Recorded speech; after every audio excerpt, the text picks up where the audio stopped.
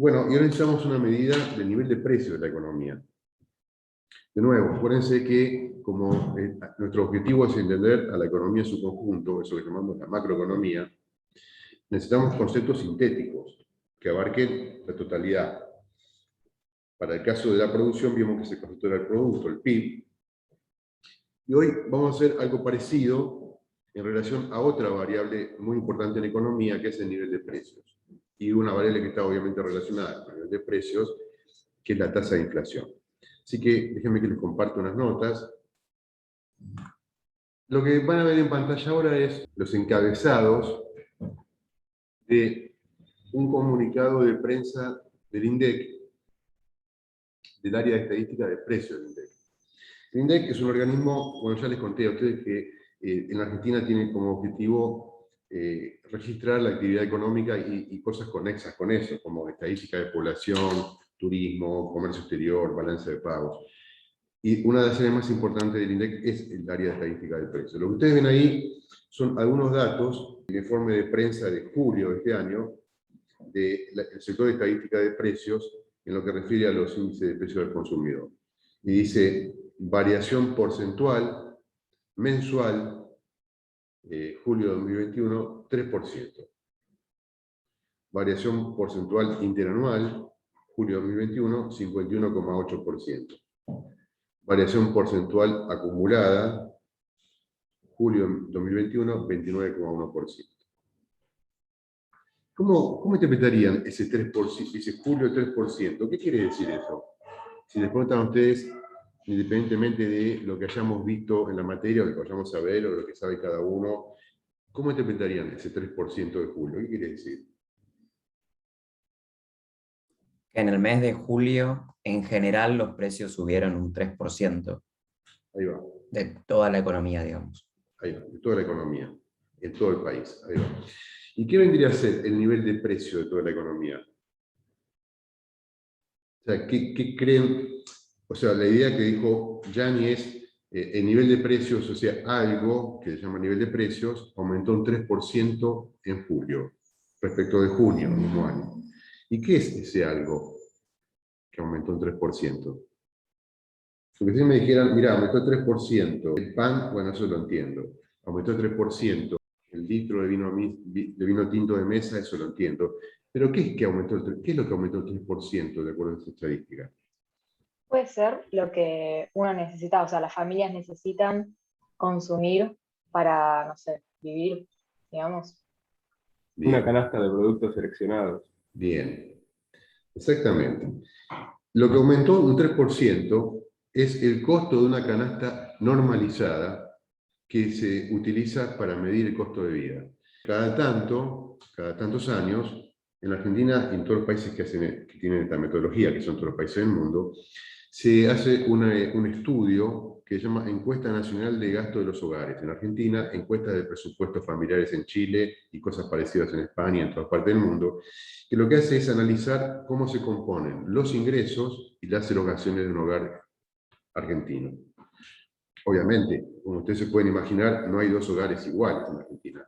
Hay hogares de gente que tiene mucho dinero, hay hogares de gente que tiene más bien poco dinero o son pobres, hay hogares de clase media, hay hogares de profesionales, hogares de obreros industriales, o sea, no hay dos hogares iguales.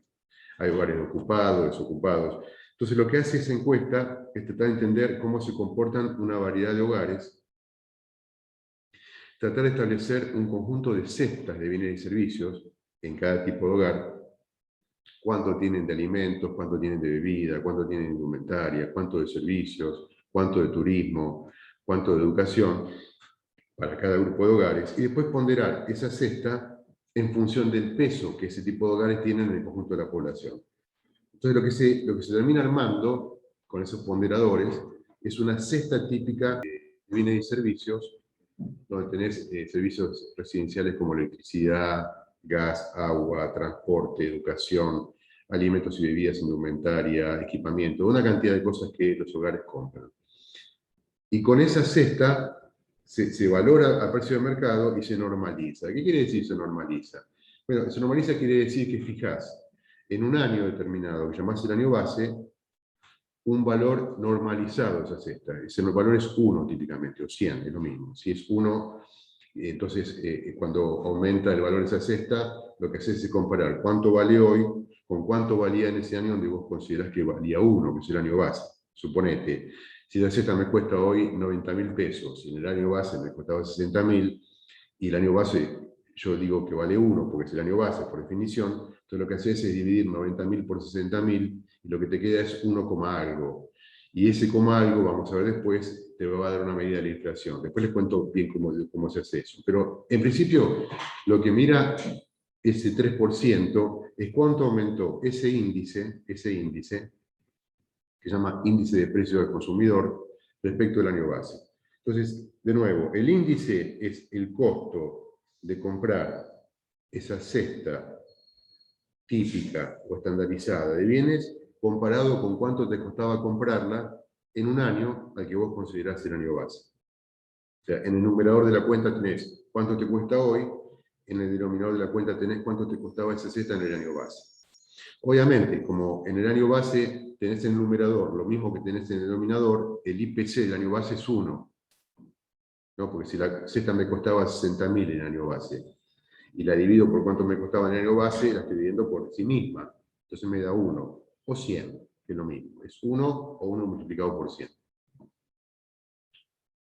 Entonces, vuelvo a la infografía.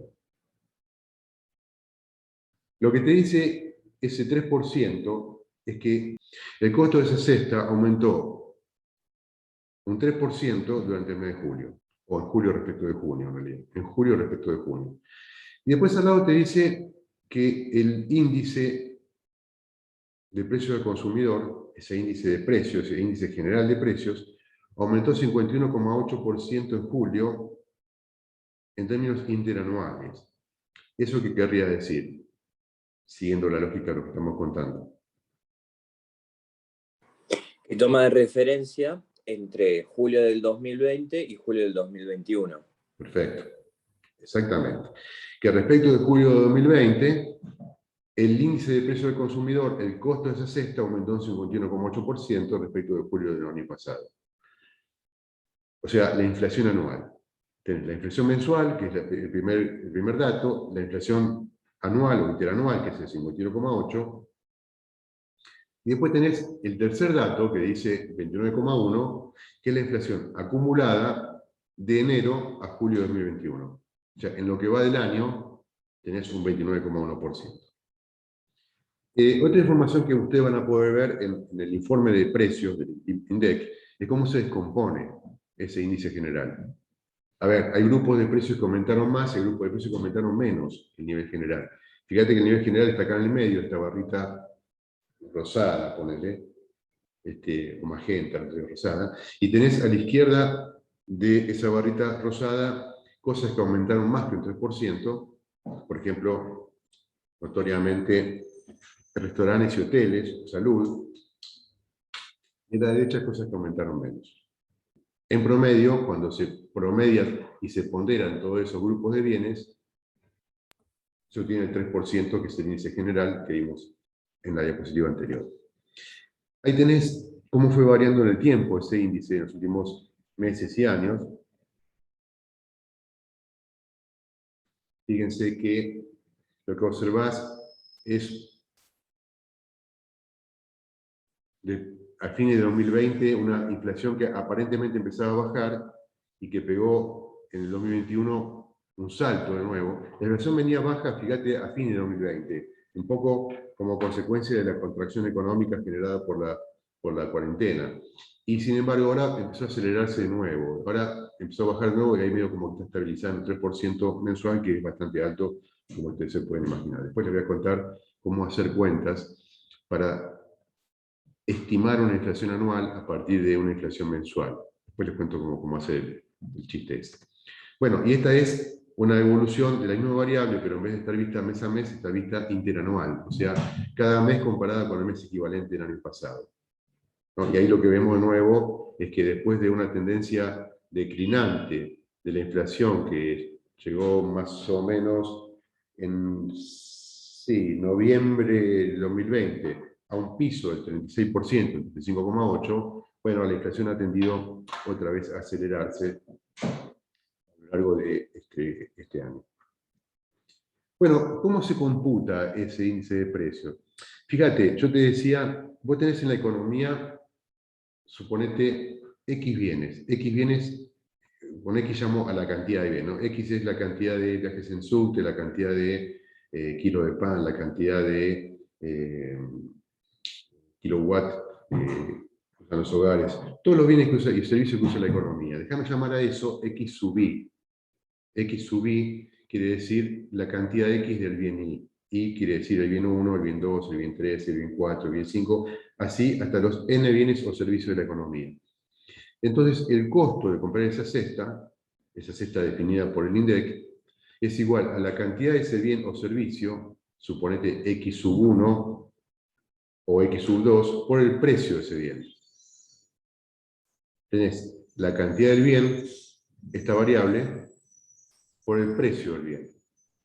El subíndice I hace referencia a los bienes de la economía. Si vos tenés que sumar el producto del precio de ese bien por la cantidad de ese bien sobre el conjunto de bienes y servicios que integran la cesta del INDEC.